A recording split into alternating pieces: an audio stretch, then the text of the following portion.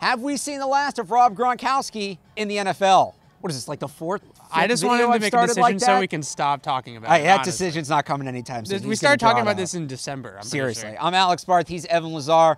This is the FOXBORO Report, brought to you by 1 in 100.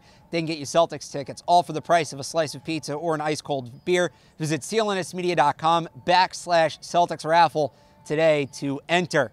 Evan, Rob Gronkowski, Devin McCourty, too. We should mention him. We'll get to that a couple of key members of Patriots Dynasty 2.0 potentially walked off the field for the last time in Super Bowl 53.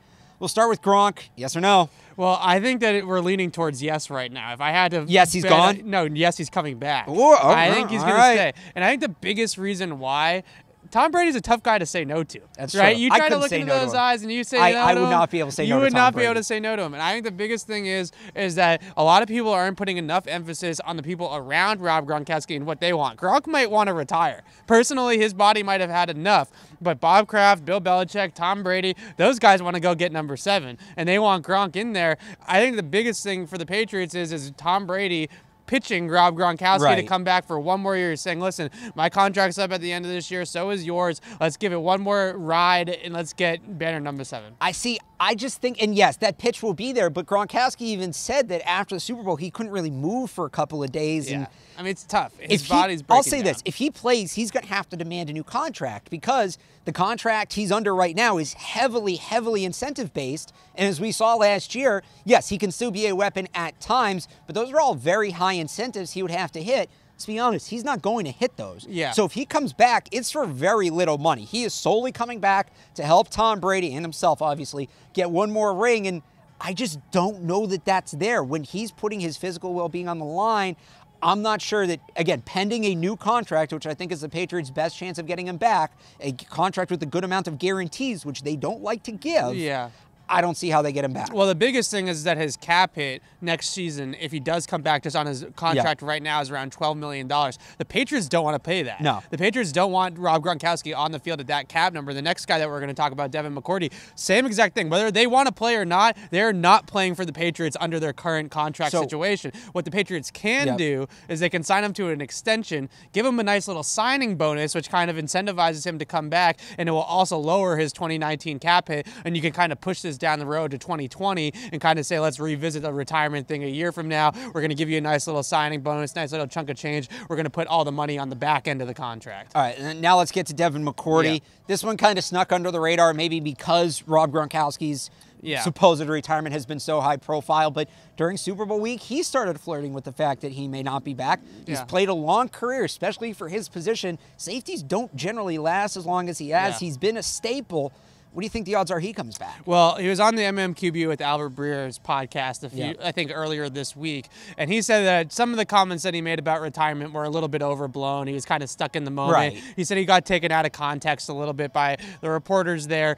But I think the biggest thing for Devin is the same thing with Gronk. He's due to make about $13.5 million against the cap next year. He is not a $13.5 million player anymore. He's a great player, great Patriot. He's going to go into the Hall of Fame behind us someday, but he's not that player anymore. The Patriots aren't going to want to pay him that next year and have that count against the cap. So we're either talking extension, pay cut maybe. They can get him to take about a $3 or $4 million pay cut. Is that something that he's going to really want to do? I doubt it. So really, the thing with Devin McCourty is the options going forward are extension, pay cut, or release. And I think if it's going to be option number 3, release, and it's probably just going to end up being retirement. It's going to be a retirement. I'll say, though, between the two, McCourty may be the most important because Jason McCourty, whose contract is up, he had a very good season. He is going to get some attractive offers in the offseason, but, and this is just speculation, but what we've kind of seen from him and his brother, no offer is more attractive than the two of them being able to play together, especially somewhere like New England where they have a chance to win.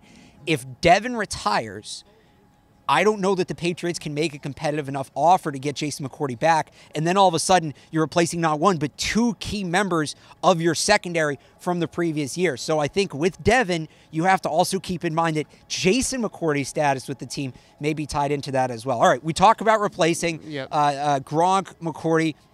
How much of this undertaking, let's say they both retire. Yeah. How much of the undertaking of replacing them can the Patriots do in-house, and how much is going to fall on the draft and maybe free agency? Well, they have some redshirt guys. Duke Dawson is kind of the chief among them, where he kind of had a redshirt year. Obviously, he was activated at the end of the season off of IR, but he never really saw the field, and they kind of redshirted him. So I think that he's the type of guy, whether he's going to be a free safety, probably not, but that he's just another defensive back body that they can use in kind of, I think, more towards like a Patrick Chung role, like a slot corner, slot defender, maybe box safety type hybrid role. So that's one guy, and obviously I think Daron Harmon will be a big part of what happens post Devin McCourty too.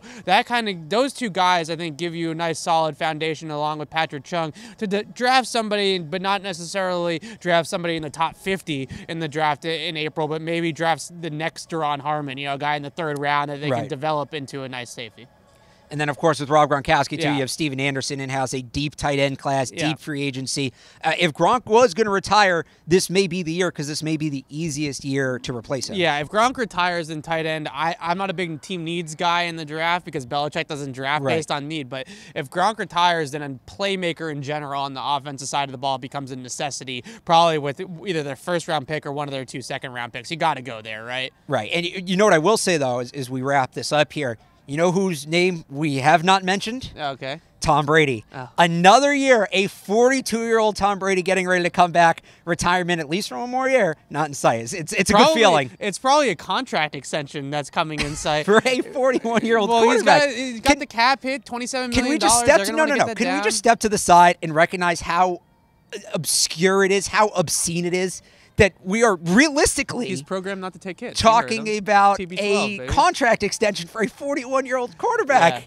It's nuts. It's nuts, and I think that it's warranted. I think it's, he's earned it, and I also think that he can play it out. Like, I think if they get him a contract extension, like you said, should happen. It should. It's almost a guarantee, I would say, that they get a deal done before training camp. Yeah. You do not want Tom Brady coming to training camp on the last year of his deal. That media circus is not something Bill Belichick wants. I'm just saying. We've seen Tom Brady on plenty of revenge tours and this and that. Contract year, Tom Brady. Contract year? That may be fun to watch. We will see. For more off-season coverage, check out CLNSmedia.com and follow us on Twitter at PatriotsCLNS. This edition of the FOXBORO Report has been brought to you by 1-in-100. For your chance at cheap Celtics tickets, visit CLNSmedia.com/Celtics raffle today. For Evan Lazar, I'm Alex Barth from Gillette Stadium. Thanks for watching.